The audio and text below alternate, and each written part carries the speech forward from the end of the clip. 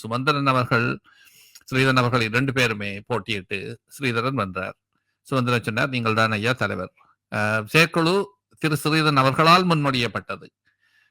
பேசி செய்தார்கள். ஆனால் ஸ்ரீதரன் அவர்கள் எழுந்து நின்று மட்டக்களப்பின் சம்மதத்தோடு நான் இந்த மத்திய குழுவை முன்மொழிகிறேன் என்று சொன்ன போது ஏற்க மாட்டோம் என்று சொன்னார்கள். ஆனால் வாக்களிப்பு என்று விட்ட போது மக்கள் ஏற்றுக்கொண்டார்கள்.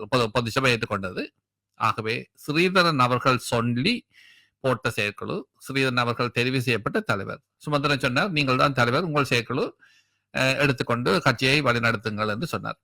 ஆனால் இல்லை, நாங்கள் அந்த செயலாளரை மாற்ற வேண்டும் என்று சில பின்கதவு முயற்சிகள் சிலரால் நடத்தப்பட்டது, வெளிப்படையாகவே பேசப்பட்டதும் நாங்கள் அறிந்திருக்கிறோம்.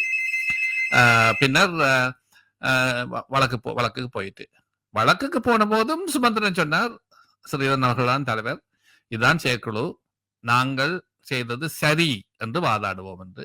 இல்லை, நாங்கள் செய்தது பிழை என்று சொன்னவர்கள் திரு கே வி தவராஜா, திரு ஸ்ரீதரன், திருமாவசேன ராஜா ஆகியோர்.